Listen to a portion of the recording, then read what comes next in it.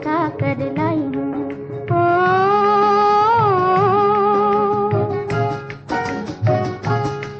तकदीर जगा कर आई हूँ, तकदीर जगा कर आई हूँ, जगा कर आई हूँ। मैं एक नई दुनिया बसा कर लाई हूँ, दुनिया बसा कर लाई हूँ।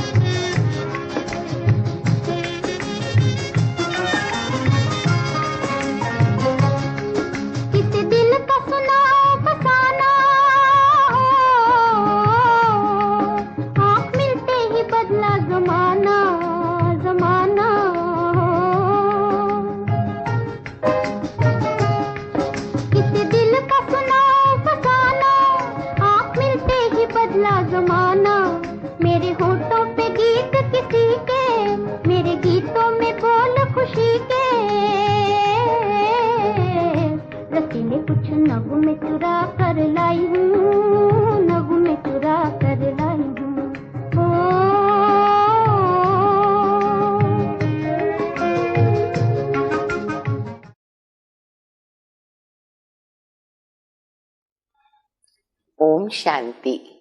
मुरली की तारीख है 23/10/2021।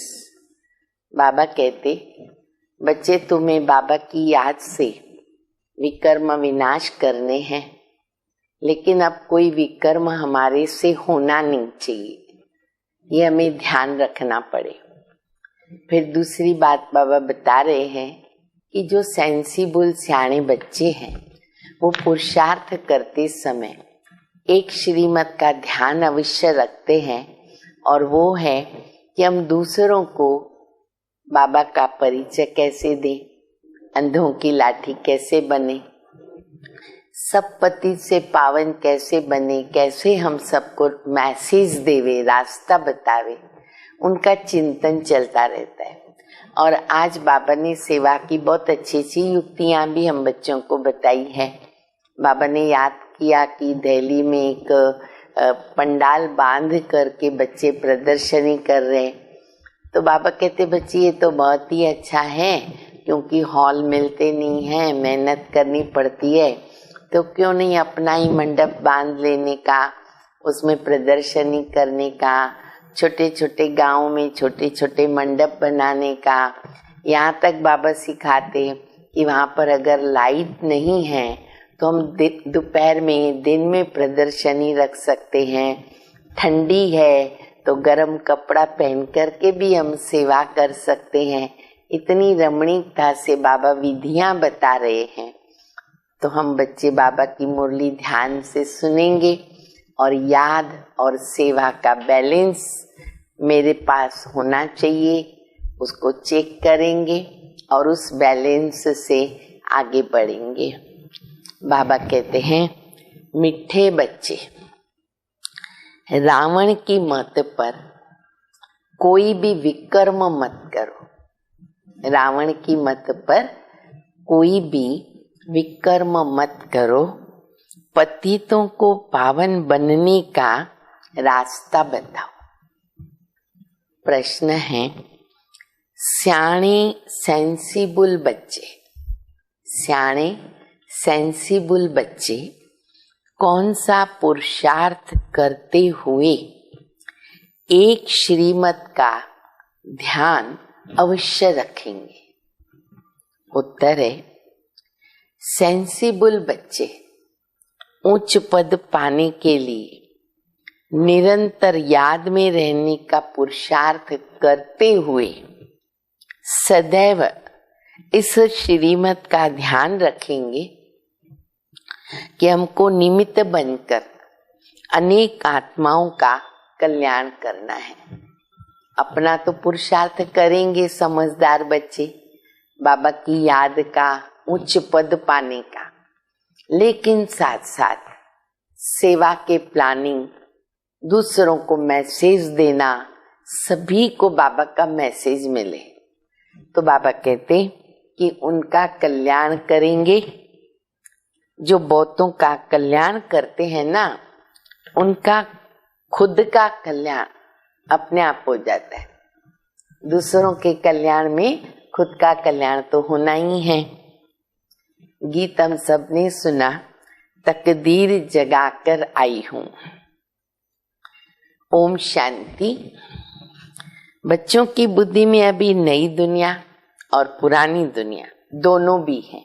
संगम पर हम दोनों दुनिया को जानते हैं, क्योंकि बच्चे जानते हैं पुरानी दुनिया का विनाश अभी होने वाला है और नई दुनिया पाप रच रहे हैं। बच्चे जानते हैं शिव की जयंती भी मनाते हैं, रात्रि भी मनाते। शिव जयंती को कहते हैं शिवरात्रि। अन्य कोई भी जयंती को रात्रि शब्द नहीं कहेंगे, शिव जयंती तो शिवरात्रि। अब दोनों अक्षर का अर्थ दुनिया में तो कोई नहीं जानता कि शिव जयंती भी कहते, शिवरात्रि भी कहते, फिर महाशिवरात्रि भी कहते। तो ये अर्थ हम बच्चे जानते और हमारा फर्ज है भक्तों को परिचय देना। शिव जयंती माना शिव का जन्म तो हुआ। अब ये तो मनुष्य का जन्म मनाते, शिव का जन्म तो होता ही नहीं। मनुष्य की तरह तो बाबा का जन्म नहीं होता है, फिर कैसे हम शिव जयंती मनाते हैं? समझते नहीं कि जन्म कैसे लेते, बाबा कैसे जन्म लेता है। श्री कृष्ण का तो चलो गाया हुआ है कि उनका जन्म हुआ, उसने तो माता के गर्भ से कायदे प्रमाण जन्म लिया। और उनका तो बताते हैं कि जेल में जन्म हुआ, एक माता ने जन्म दिया, दूसरी माता ने पालना की, पूरी स्टोरी है। लेकिन बाबा तो ऐसा जन्म नहीं लेते हैं। शिव जयंती के लिए कोई वर्णन नहीं है, गाया हुआ है परमपिता परमात्मा ब्रह्मा के द्वारा स्थापना करते। अब कैसे हम किसको बता सकते हैं और खुद भी समझे, वो बाबा हम बच्चों को बताते। तो शिव बाबा ब्रह्मा में प्रवेश करके स्थापना का कार्य करते। क्या ऊपर सूक्ष्म वतन में बैठ किसको प्रेरणा करते हैं? ये तो हो नहीं सकता कि वहां से प्रेरणा करे और हम समझ सकें। याद तो करते ही हैं कि पतित पावन बाबा आओ, जब आप खुद आकर समझावे तब मनुष्यों की बुद्धि में बैठे। ये ड्रामा में होने कारण बाप को आना है संगम पर। तुम बच्चे जानते हो कि बाप आया हुआ है, परंतु अभी तक ऐसा कोई मुश्किल ही समझते हैं। ये ओपिनियन में कोई लिखते नहीं कि बरोबर परमात्मा ब्रह्मा द्वारा भारत को फिर से श्रेष्ठाचारी सत्युगी दुनिया बना रहे। इतना स्पष्ट एक ही बार में कोई समझ लेवे और ओपिनियन बुक में लिखे कि कैसे भगवान ये कार्य कर रहे हैं, बड़ी मुश्किलात है। यथार्थ रीति कोई समझते नहीं कि बाप आया हुआ है। स्वर्ग की राजाई का बाप वर्षा दे रहे हैं, राजयोग सिखला रहे हैं। हजारों आते हैं, फिर कोई ठहरते हैं। अच्छा, उनमें भी आते आते फिर घटते जाते हैं। ये तो एक सिलसिला सिस्टम बना हुआ है। प्रदर्शनी किया, हजारों ने देखा। शिविर किया, मान लो 100 आए। कोर्स किया, 50 हो गए। फिर उसमें से और कम होते जाते। कितने तमो प्रधान बुद्धि बने हैं जो इतनी सहज बात भी नहीं समझ सकते हैं। बाबा कहते माँ में कम याद करो, तुम्हारे भी कर्म विनाश हो जाएंगे। ये योग अग्नि है जिससे तुम सतो प्रधान बन जाएंगे। कोई भी विकर्म नहीं करो, ये अंडरलाइन करो। अब कोई विकर्म नहीं होना चाहिए। विकर्म कराने वाला है रावण। उनकी मत पर चलो ही नहीं, उनकी मत पर चलेंगे, पाप होगा, गलत काम होगा। कोई को दुख मत दो। बाप आया है पतितों को पावन बनाने। बाबा कहते बच्चे तुम्हारा भी तो यही धंधा है, जो मेरा धंधा वो तुम्हारा धंधा। रात दिन ये चिंतन करो। हम पतितों को पावन बनने का रास्ता कैसे बताएं? जो ये चिंतन करते, सेवा करते, बाबा को समाचार भेजते थे ना, साकार में भी बाबा को बच्चे बहुत प्रिय लगते, और अभी भी वतन से तो बाबा देख रहे। रास्ता बहुत सहज है। योग बल से हम सतो प्रधान बनेंगे। ये है अविनाशी सर्जन की दवाई।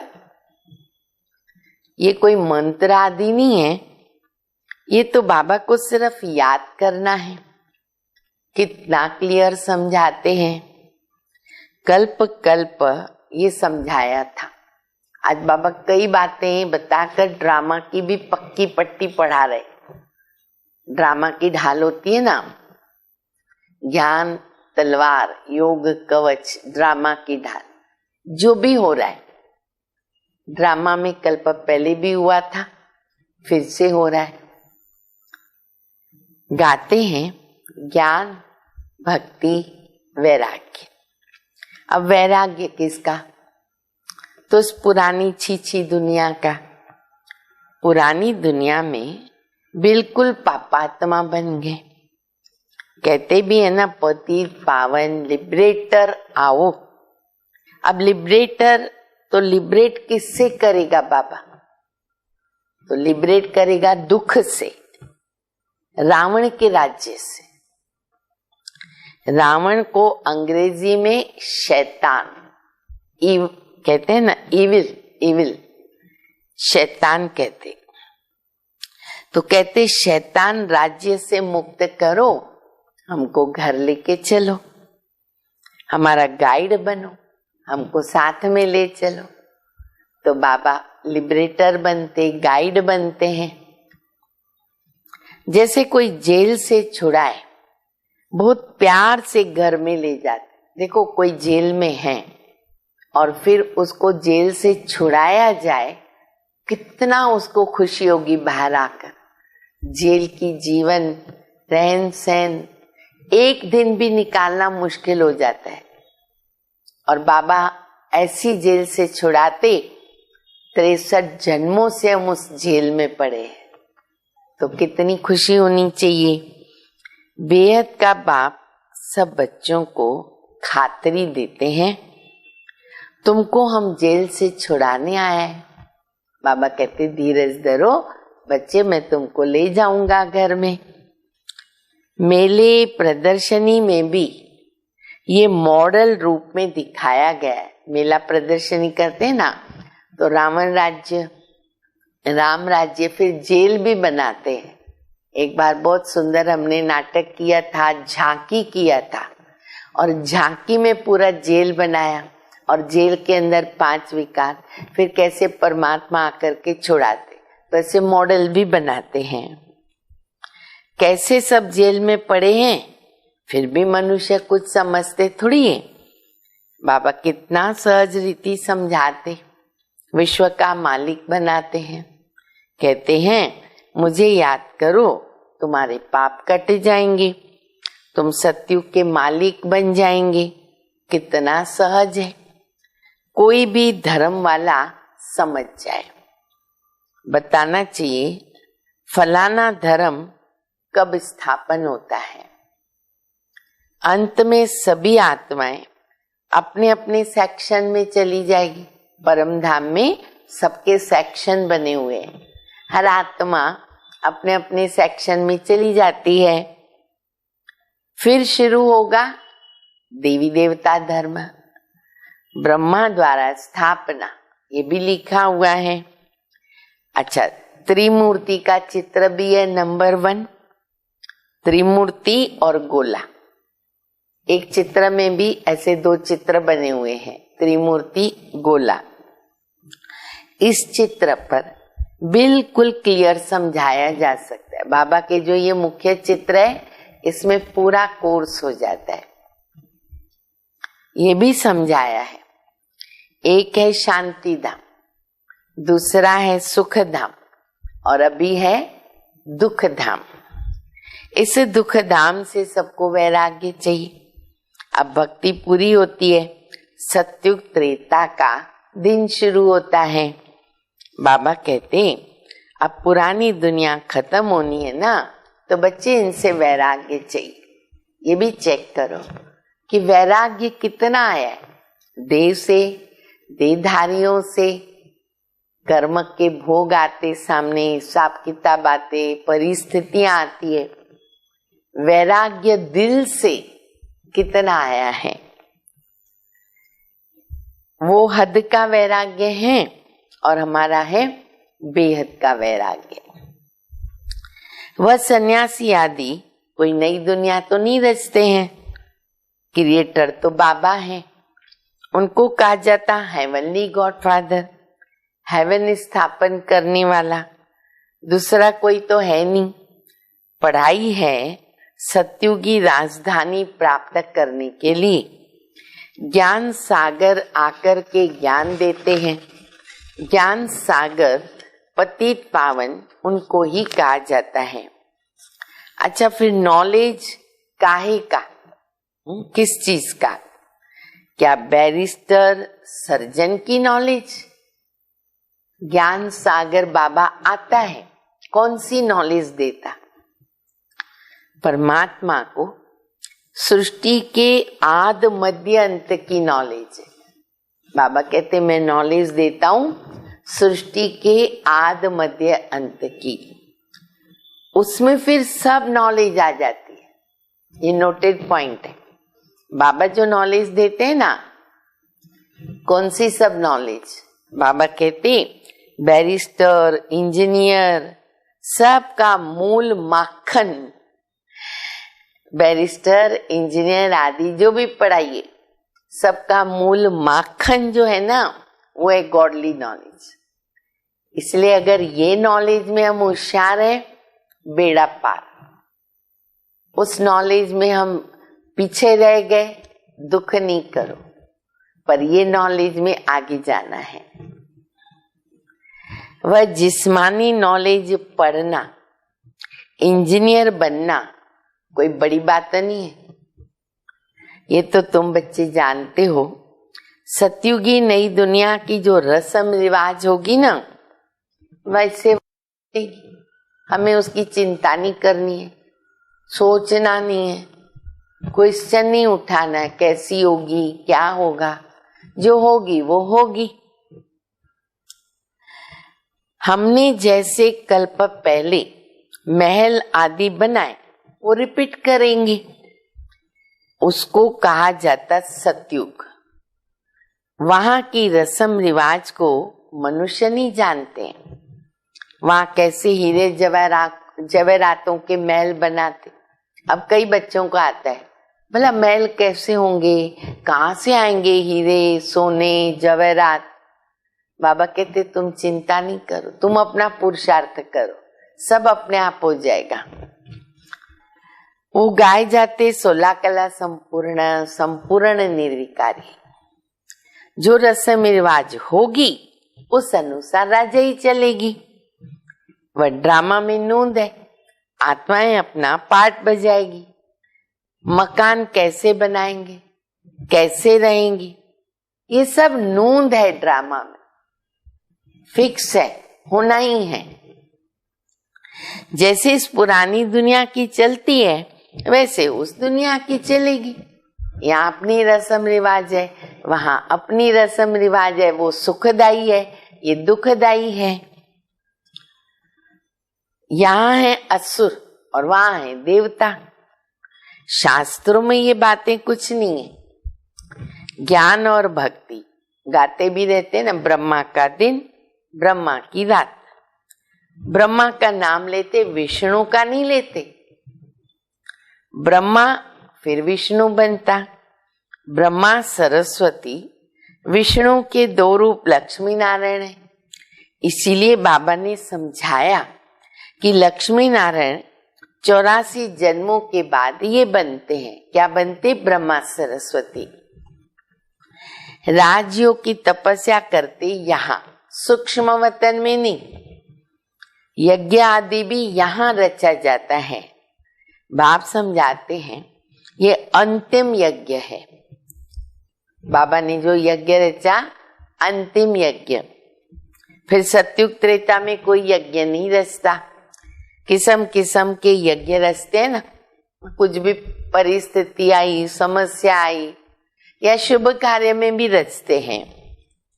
जैसे बरसात नहीं हुई तो यज्ञ रचते हैं। बहुत ज्यादा बरसात हो गई, बंद करने को भी यज्ञ रचते हैं। कोई भी दुख आता है, यज्ञ रचते हैं। समझते यज्ञ से दुख टल जाएगा। ये तो सबसे बड़ा यज्ञ है, जिस ज्ञान यज्ञ से सारी सृष्टि का दुख टलता है। लेकिन दुख टलने के लिए विनाश करना पड़ता है। ये राजस्व अश्वमेघ अविनाशी रुद्र ज्ञान यज्ञ है। पूरा नाम याद रखो, सब इसमें स्वाहा हो जाएंगे। कितनी अच्छी तरह समझाया जाता है।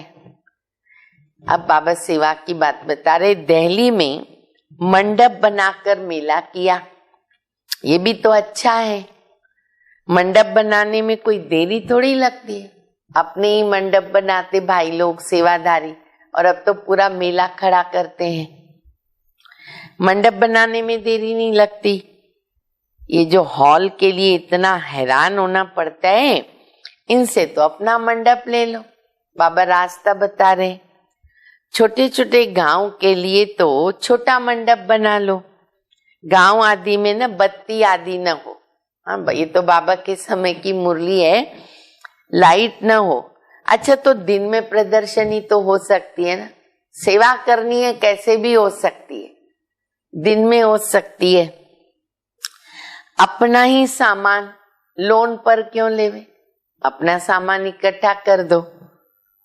बाप डायरेक्शन दे रहे प्रदर्शनी कमेटी वालों को, वाटरप्रूफ मंडप बनाओ, बारिश वगैरह आवे तो चल जावे, भल बरसात पड़े हर्जा नहीं। बाबा जब दिल्ली गया था तो ठंडी में भी मंडप में जाकर के ना भाषण करते थे। देखो बाबा पहले की बात सुना रहे। ठंडी के लिए सबको गर्म कपड़ा है, गर्म कपड़ा पहनो, सेवा करो। अभी भी देखो हमारे पंजाब वाले, दिल्ली वाले, यूपी वाले, कितनी ठंडी पड़ती है वहां। हिमाचल प्रदेश आदि, उत्तरांचल वगैरह, कितने गर्म कपड़े पहनने पड़ते। हमको भी हमारा बचपन याद आता है, बहुत कपड़े पहनते थे। लेकिन सेवा तो बंद नहीं होती, अभी भी बच्चे कर ही रहे हैं। प्रदर्शनी के लिए तो कितने भी मंडप बना सकते हो, सेवा के लिए बाबा कभी मना नहीं करते। कोई विघ्न न डाले। अच्छा, इंश्योरेंस करा दो, सर्विस तो करनी है, समझाना भी है, बाबा का पूरा परिचय देना है। अभी तो हम बाप के साथ हैं। ज्ञान सागर बाप से हमें ज्ञान मिल रहा है। सतयुग में ज्ञान की दरकार नहीं रहती। बाबा कहते मैं सदगति के लिए आया हूँ, फिर रावण से दुर्गति होती है। सदगति दाता तो एक बाबा है। कितना क्लियर समझाया जाता है, परंतु खुद समझते नहीं, बस कह देते अरे ये ना मनुष्यों के लिए ज्ञान बहुत अच्छा है। खुद कौन हो तुम? तो कह देंगे सबके लिए ज्ञान बहुत अच्छा है। बाकी खुद समझे बैठ कर के ज्ञान, फुर्सत नहीं। बड़े लोग आते हैं कहेंगे फुर्सत नहीं। बड़े बड़े लोगों को भी कितना जायज समझाते हैं। सिर्फ ये समझो बाप कैसे श्रेष्ठाचारी दुनिया बना रहे। श्रेष्ठाचारी बनाना बाबा का काम है। तब तो बाप को पुकारते हैं, गाते रहते दुख हरो सुख दो। ये भी समझते कि बाप आएगा तो हम बलिहार जाएंगे, श्रीमत पर एक्यूरेट चलेंगे। फिर भी बाबा के श्रीमत पर नहीं चलते। समझते हैं, संकल्प करते, प्रतिज्ञा करते, फिर बाबा कहते माया से युद्ध है ना, गड़बड़ हो जाती है। मनुष्यों को तो पता ही नहीं भगवान क्या चीज है, सर्वव्यापी कह देते। अरे पतित पावन तो एक है, वो सर्वव्यापी कैसे होगा? फिर तो सारे भगवान हो जावे। भगवान कोई छोटा बड़ा थोड़ी होता है। प्रदर्शनी में ये भी दिखाया, कोई मांस खाते हैं ना, नॉनवेज, और कोई आपस में लड़ते हैं, झगड़ते हैं, तो क्या ये सब भगवान कराते हैं? अगर सब में भगवान है तो उस समय मनुष्य खुश होकर के जाते हैं। जब ये बताते हैं ना, हाँ हाँ सच्ची बात है, आप सही बोल रहे हो, बाहर गए वहां की वहां रही। सिर्फ प्रजा बनती है, राजा बनने के लिए कितना माथा मारते हैं, हाथ सब उठाते हैं, किसमें? राजा बनने के लिए। मान लो कोर्स कर लिया, थोड़ा क्लास में आ गए, तो हाथ उठाएंगे, समझेंगे ना कि हम लक्ष्मी नारायण बनने आए। लेकिन बाबा कहते 5-7 रोज के बाद देखो तो वो क्लास में से गुम, आते ही नहीं है। इसलिए भरोसा किसी का भी नहीं है। माया कितनी जबरदस्त है, झट फंसा देती है। राजधानी स्थापन करना कितना डिफिकल्ट है कि नहीं? लेकिन बाबा कर रहे, सचमुच कितनी डिफिकल्ट है। आते जाते, आते जाते। धर्म स्थापन करने में डिफिकल्टी नहीं है, जो दूसरे लोग आते एडिशन कर देते हैं, वहां कोई असुरों के विघ्न थोड़ी पड़ते हैं। यहाँ बच्चे कहते शादी नहीं करेंगे, बच्चा ज्ञान में है, बाप ज्ञान में नहीं है, तो बच्चा कहेगा शादी नहीं करेंगे, बाप कहता है शादी तो जरूर करनी है, शादी के बगैर दुनिया कैसे चलेगी? तो बाबा जवाब बता रहे, अरे शादी न करना तो अच्छा है ना, शादी नहीं करेंगे, बच्चे नहीं होंगे, अच्छा है बर्थ कंट्रोल हो जाएगा। गवर्नमेंट तो चाहती है ना पॉपुलेशन नहीं बढ़े, ऑटोमेटिक बर्थ कंट्रोल हो जाएगा। बाप समझाते हैं अब जो करेगा वो पाएगा, आगे चलकर बहुत जल्दी जल्दी बनेंगी। तुम बच्चे जानते हो जैसे कल्प पहले स्थापना हुई थी वैसे होगी। बाबा उमंग बढ़ाते, विधियां बताते, फिर बाबा ड्रामा पर स्थिर हो जाते। कल्प पहले की तरह ड्रामा चल रहा है, आगे बढ़ रहा है। जो दिन बीता वो कल्प पहले मुआफक। रात को सोते हैं तो ख्याल चलता है, सोने के पहले ख्याल चलता है। क्या? आज सारा दिन जो पास हुआ वो ड्रामानुसार, और कल फिर जो होना होगा वो ड्रामानुसार होगा। ऐसे बाबा के ख्यालात चलते। तो रात को सोते समय गुलजार दादी ने भी एक बार बहुत अच्छा बताया, जो भी भूल हुई है बाबा से माफी मांगो, सॉरी। मैं तो कहती हूँ जिनके कनेक्शन में, जिनके द्वारा, जिनके साथ रहते हुए भूल हुई, उनको भी सॉरी करो। और जिन्होंने आपको बहुत मदद दी ना सोने के पहले, उनको थैंक्स दो। रोज ये काम करो। कल उठ पाएंगे कि नहीं, जिएंगे कि नहीं पता नहीं है, बहुत अच्छा लगेगा। सिवाय तुम्हारे और किसको भी पता नहीं कि ये ड्रामा है। इसका आद मध्य अंत क्या है कुछ भी पता नहीं। तुमको मालूम है, तुम पुरुषार्थ करते हो, बाकी सब तो घोर अंधियारे में है। जो कुछ पार्ट चलता है ना वो ड्रामा अनुसार। इतने पक्के ड्रामा के ढाल पे हमें रह करके चलना है, पुरुषार्थ करना है, बाद में ड्रामा। आज यहाँ बैठे हो, समझो कल बीमार हो जाते। अभी देखो 1-2 दिन पहले बाबा ने मुरली में कहा दिल्ली जा रहे, टांग टूट गई, ड्रामा। इसमें भी कल्याण। तो बीमार तो होना ही है, हिसाब किताब तो सामने आएंगे ही, अब तो आ ही रहे। कल बीमार हो जाते, वह भी कहेंगे ड्रामा अनुसार भोगना भोगनी है। कल्प कल्प ऐसे होगा। ड्रामा बुद्धि में है, फिक्रात की कोई बात। ड्रामा निश्चिंत कर देता है, विघ्न पड़ते हैं, ड्रामा में विघ्न पड़ते हैं, काम में देरी पड़ती है। समझते हैं कल्प कल्प देरी पड़ी होगी।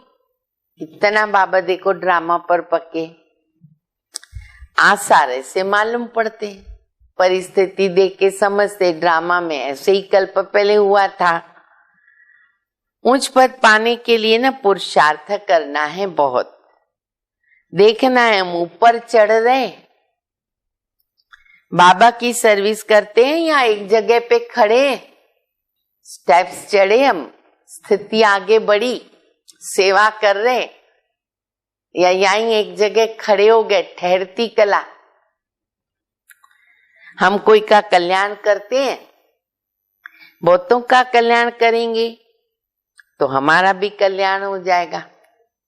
इम्तिहान जब पूरा हो जाएगा फिर सब मालूम पड़ेगा कि हम ये पद पाएंगे, यहीं पता चल जाएगा। कल्प कल्पांतर की बाजी, फिर हर कल्प वही रिपीट होगा। फिर पिछाड़ी में बहुत पछताएंगे। अब समय जा रहा है, बेपरवाही बचपन में अगर गए, पछताएंगे हमने इतना समय पुरुषार्थ क्यों नहीं किया। 1000 बार बाबा ने सावधानी दी, क्यों नहीं किया।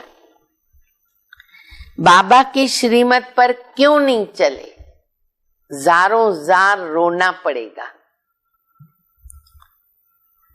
बाबा तो सिर्फ कहते मन मना भव, बस। कितने प्यार से कहते, बच्चे मुझे याद करो, औरों को भी रास्ता बताने की सर्विस करो। तो क्यों नहीं पुरुषार्थ करके मुझ पद पाना चाहिए। कितना सरलता से बाबा बता रहे, प्यार से बता रहे। अगर ऐसे बच्चे पुरुषार्थ करते ना तो बाबा उनको सियाणे सेंसिबल बच्चे कहते। अब चेक करो, मैं हूं ना उस लिस्ट के अंदर। पढ़ाने वाला भी समझते कि हम ये श्रीमत पर, पढ़ाने वाले भी समझते कि हम ये श्रीमत पर नहीं चलते, किसका कल्याण नहीं करते, तो फिर हम जरूर कम पद पाएंगे। जितना बहुतों का रास्ता बताओगे, जितना बहुतों को रास्ता बताओगे, उतना उच्च पद मिलेगा। क्योंकि प्रजा बनती है, राज कर सकेंगे। अपने लिए सर्विस करनी है, अब जो करेगा वो पाएगा। उनका कल्याण करने जाएंगे, कल्याण हमारा पहले होगा, उनका हो ना हो हमारा तो हो ही जाएगा। तो जो करेगा वो पाएगा। तो पुरुषार्थ करना चाहिए कि हम क्यों नहीं ऐसी सर्विस करें। अब कहाँ प्रदर्शनी होती है, हाफ पे, उसमें भी जाकर सर्विस करनी। बाबा हमें साकार में ये राय देते थे। अच्छा थोड़ी पगार कट गई, कोई बात नहीं, यहाँ तो कितनी पगार जमा हो गई। अच्छा फिर कोई तो फुल पे छोड़ के भी सर्विस करते हैं, ऐसे भी बच्चे हैं। चलो बाबा पगार नहीं मिली, 1 महीना चलेगा, हम सेवा करते हैं। बाबा कहते बाल बच्चों के लिए अगर कुछ चाहिए ना बाबा भेज देगा। ऐसे बहुतों को बाबा ने सेवा पर भेजा। शरीर निर्वाह तो चाहे 1000 से करो, चाहे 10 रुपए से करो, हमारे ऊपर है। हम दाल रोटी खाते हैं, सूखा रोटी खाते हैं या फिर हलवा खाते हैं, हमारे ऊपर है। तो अगर साधारण खा के सेवा ज्यादा की तो भाग्य हमारा बनेगा भविष्य के लिए। तो बाबा कहते अपने ऊपर। पैसा कोई के पास बहुत है तो लाखों रुपया भी खर्च होता है। बाबा कहते भल तुम घास काटते हो, सिर्फ बाबा को याद करो, 21 जन्मों के लिए तुम स्वर्ग के मालिक बन जाएंगे। भले घास काटने का काम है, पर अगर पुरुषार्थ अच्छा किया, बाबा को याद करते रहे, बच्चे तुम्हारा पद ऊंच हो जाएगा। अच्छा, मीठे मीठे सिकिल दे बच्चों प्रति माता पिता बाप दादा का याद प्यार, गुड मॉर्निंग। रूहानी बाप की रूहानी बच्चों को नमस्ते। हम रूहानी बच्चों की रूहानी बाप को, माता पिता बाप दादा को याद प्यार, गुड मॉर्निंग और नमस्ते। धारणा के लिए मुख्य सार पहला, सब फिक्रातों से छूटने के लिए ड्रामा को बुद्धि में यथार्थ रीति रखना है। जो बीता न कल्प पहले माफ। इसलिए रोज सुबह सुबह वो जो गीत है ना, नया दिन शुरू हो गया, नवयुग आया, बीत गई सदा बात पुरानी बीत गई। फिर से पुरुषार्थ करे, फिक्रात न करे। दूसरी बात, रात दिन ये चिंतन करना है, हम पतितों को पावन बनाने का रास्ता कैसे बताएं। श्रीमत पर अपना और दूसरों का कल्याण करना है। वरदान है, सर्विस व पुरुषार्थ में सफलता प्राप्त करने वाले डबल ताजधारी भव। संगम युग पर सदा स्वयं को डबल ताजधारी समझ करके चलो। डबल ताजधारी, एक लाइट का अर्थात प्यूरिटी का ताज, और दूसरा कौन सा पहना है बाबा ने सबको संगम युग पर ताज, वो है जिम्मेवारियों का ताज। जब यहाँ जिम्मेवारियों का ताज पहनेंगे तो वहां रत्न जड़ित का पहनेंगे। प्यूरिटी और पावर, लाइट और माइट का क्राउन धारण करने वालों में डबल फोर्स सदा कायम रहता है। ऐसी डबल फोर्स वाली आत्माएं सदा शक्तिशाली भी रहती हैं। उन्हें सर्विस व पुरुषार्थ में सदा सफलता प्राप्त होती है। स्लोगन है, दिव्य गुणों के आधार पर, दिव्य गुणों के आधार पर मन वचन और कर्म करना ही दिव्यता है।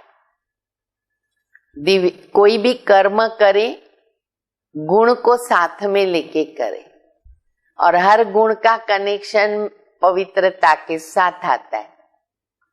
तो अगर दिव्य गुणों के साथ कर्म करते हैं तो ऑटोमेटिक हमारे अंदर दिव्यता आती रहती है।